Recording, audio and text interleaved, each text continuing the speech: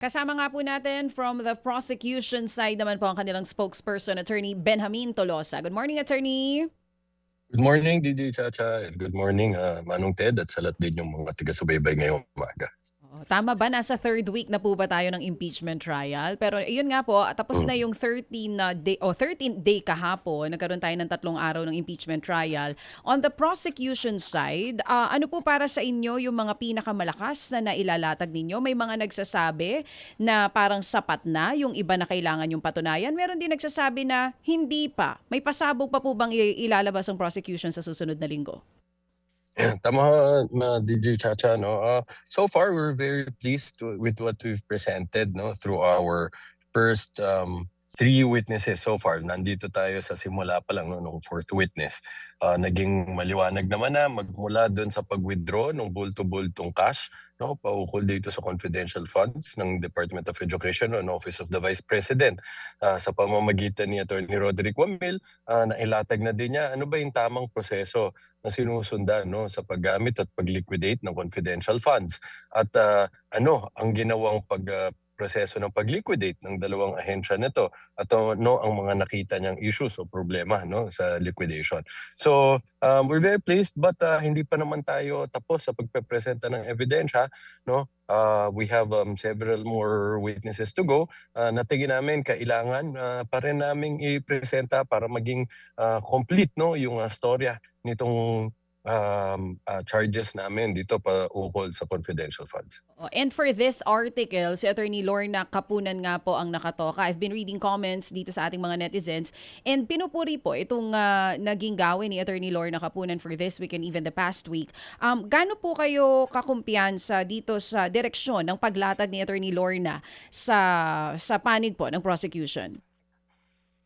Well, as you could see, you know, we can't ask for more. Kumbaga nga ho, ano, dahil kita-kita natin unang-una on the merits, na ilatag niya ng mabuti sa pamamagitan ng pagtatanong niya ng mga importanteng detalye na dapat mailahad ng aming mga testigo. Pangalawa, she's also doing it in a way that's very engaging, no? Dahil nakikita naman natin dito sa impeachment proceedings na to, napakahalaga na makuha din natin yung atensyon ng mga kababayan natin para tuloy nilang subaybayan itong impeachment proceedings. Lalo na nakikita natin napakadaming disinformation campaign. In fact, may mga iba dyan ang pinapalabas, mas maganda. They're discouraging, no, the people from watching, no, wag nang manood, etc. So, napakadelikado dyan dahil malilin lang yung mga kababayan natin. So, napakalaking bagay din, no, na nakikita natin yung engagements, no, dito mga ilang araw na siya nagpe-present ng testigo. So, they're watching, which is very important.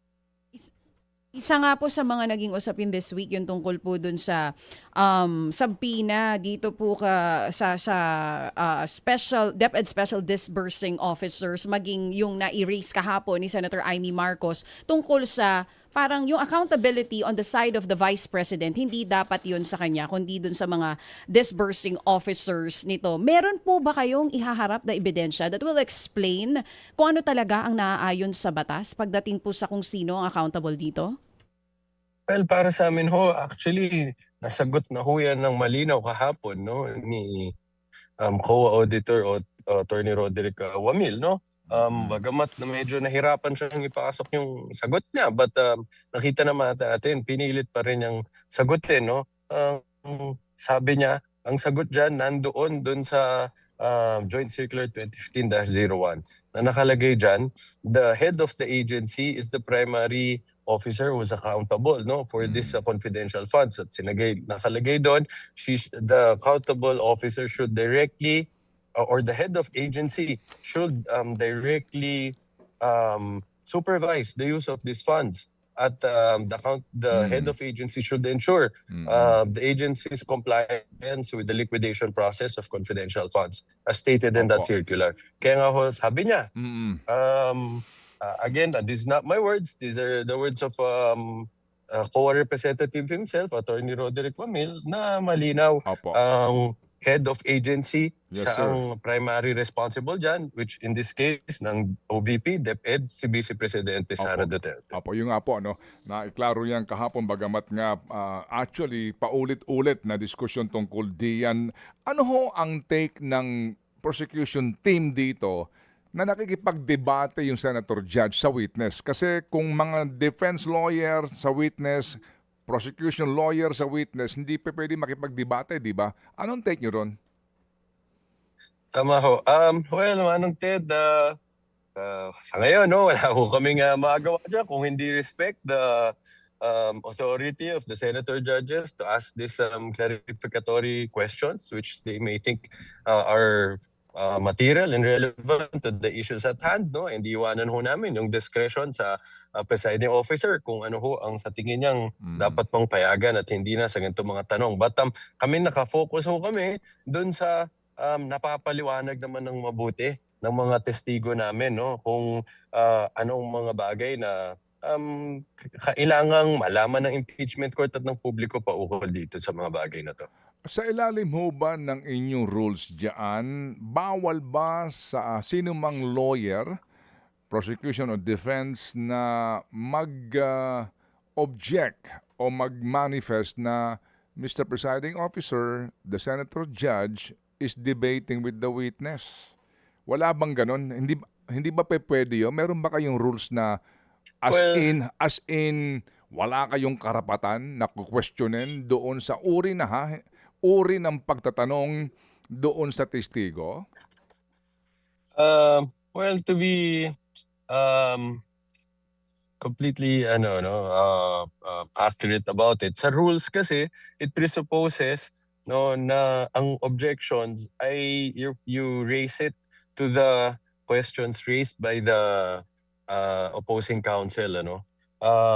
Ngayon, pagdating naman dun sa impeachment rules na inisyu ng Senate, wala hong specifically that deals with that. But traditionally, we will see magmula dun sa mga paglilitis na ginawa nun dun sa previous impeachment hearings, no, hindi pinapayagan yung ganong objections, no. And I think kahit dito, in a way na merong, although not quite directly, na nagkaroon ng ganong mga pronouncements din, no, na hindi pwedeng mag-object at hindi pwedeng makipagdebate ang mga counsel sa senator judges.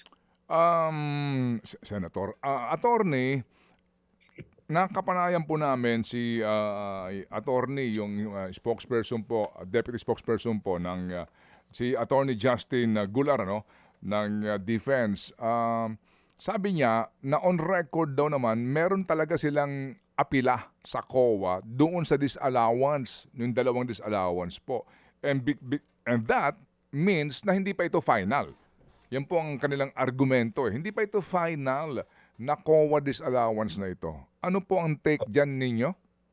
Ito yung sinasagot ho kahapon din, Attorney Roderick Wamil. Nasabi nga ho niya, kapag notice of disallowance na, yan ay already considered as final and executory. Kaya nga dapat, no, magbabayad na dyan. No? Magkakaroon na ng restitution. Isasauli na yung pera na na-disallow, no? Nitong mga accountable officers na to. Ngayon, pwede pa rin pumunta sa Supreme Court, no? Pero hindi ho yan appeal. Ang tinatawag dyan ay petition for certiorari. Yan ho yung sinasabi niya na magiging base na lang dyan ay grave abuse of discretion. So, unless it is annulled and reversed and found to be void because of grave abuse of discretion, that decision stands. So, yun ho yung pinapaliwanag ni Attorney Roderick Wamil dahil strictly speaking, that is not an appeal. Okay. Pero, well, as we all observed, ano po, attorney, yung mga neutral judges, ang sinasabi, opinion mo lang yan, di ba? Ang prosecution ba, may balak ba kayo na sino man po na maaaring makapagbigay ng kaliwanagan sa mga neutral judges na ito doon po sa legal interpretation nito? Kasi ngayon parang, sorry po, parang minamaliit nila yung testigo at sinasabi, hindi, opinion mo lang yan. Di ba? Attorney, meron ba kayong legal mind rito na maaaring maging maimbitahan bilang friend of the court na makapagpapaliwanag na hindi. Ang turing dyan, final na yan until and unless i-restrain ng Supreme Court. Maaari ho nating gawin yan, Manong Ted. Isa ho yun sa mga options natin. Again, without telegraphing, kumbaga yung mga our next moves, isa ho yun sa mga options. But kailangan ko lang din ho i-emphasize yung naging tugon ni Atty. Wamil sa mga ganyang tanong. Na sinasabi ho niya, madami, sa mga ganyang klaseng tanong, pinupunto ho niya. Actually, hindi ko to opinion, maliwanag ito na nakalagay dun sa batas, dito sa panuntunan sa paggamit ng confidential funds, tulad ho nung sino ba ang accountable officer na sinasagot niya kasama ang head of agency. He cited specific provisions of the law. Pati ho yung dun sa usapin ng kailan ba pumapasok itong nakalagay sa Section 8 na if the accountable officer fails to liquidate despite demand, that will be a prima facie evidence that that person used it for his personal benefit. Sinasabi niya, maliwanag dyan ang demand, hindi naman sinasabi na demand to restitute. Ang nakalagay dyan, demand to liquidate. Opo. Sige, so attorney, ito pong si supervising auditor na hindi po natuloy kahapon ng kanyang testimonya, no? Pakitaas lang yung prompter natin, please. Attention. Iyan. Opo, pakitaas pa, si Silene May Del Campo. Opo. Ano ho ang kanya pong testimony tungkol saan po ito? Ito ho ba'y repetition lang nito pong kay Roderick? Ano ito, attorney? Right. Hindi ho, Manong Ted, bale, maalala ho natin, sinabi ni Attorney Roderick, nung sometime in 2024, lumipat ho siya ng ibang opisina ng COA, so lumabas na ho siya ng ICFAO. Kaya ho nga sabi niya, may mga ibang AOM na siya ang nakapag-prepare at issue. Meron namang mga AOM na prepare niya pero hindi na siya naka-issue. Diyan naman ho papasok ngayon. Ito ho, ang humalili naman sa kanya dyan. Kumbaga, si Silene naman ho. So siya naman ang magpapaliwanag. Ano na yung nangyari pag alis ni Attorney Wamil. So itutuloy niya ho yan doon sa mga hindi pa na-issue na AOM hanggang papunta na doon sa issuehan na ng notice of suspension and notice of disallowance. So, most likely, ito? Repeat na naman ito? Paulit-ulit na naman po ang tanong dito ng mga neutral senators. Well, maaari most ho likely, siyang, di ba? Ganun pwede pa rin ho yun. siyang tanungin ulit, but ang magiging paksa naman ho niya, strictly speaking, dapat iba na ho, yung sasalaysay niya dahil yung hindi na nga ho na-cover ni Attorney Wamil dahil wala na siyang personal knowledge, siya naman ho ang magko-cover nito. So, malamang tanungin din siya, final na ba yan? Posible hong pag-usapan ho ulit yan, Manong Ted. Okay, well anyway, wala nga kayong control doon sa mga neutral senators na ito. Pero attorney, si Ginoong Madriaga ba haharap dito para po i-enforce, palakasin po yung usapin doon sa kung paano agad ginastos yung perang na-encash sa land bank? Well, kasama ho siya doon sa nakalistang witnesses sa pre-trial order. So, isa yan sa mga options ng prosecution. But sa ngayon, nakafocus muna tayo sa itong mga susunod na witnesses na napangalanan na namin. So, pagkatapos nito ni Silene, ang susunod naman ho, si representative from HOR, Records Division, tapos sila yung senior special disbursing officers na sila Ms. Acosta at Mr. Fajarda. Opo, kumbaga hostile witness. Yes, hostile witness ho yung dalawa. Yes ho. Okay. Sige, so attorney, salamat po ng marami. Have a good weekend. Muli kami magmamasid by Monday para po dito po sa testimonya nitong si Binibining Del Campo. Salamat, sir. Maraming salamat din ho, Manong Ted, at magandang umaga ulit sa inyo. Thank you. Mga kapatid, patuloy po kayong tumutok sa 105.9 True FM para sa totoong balita, impormasyon, music and entertainment. Mag-subscribe sa aming YouTube channel at podcast at sundan nyo kami sa Facebook, Instagram, X at TikTok sa True Network PH. Bisitahin din po ang aming official website, truefm.ph. At panoorin din kami sa True TV Signal, Channel 19. Kami po ang 105.9 True FM. Laging true sa'yo, kapatid.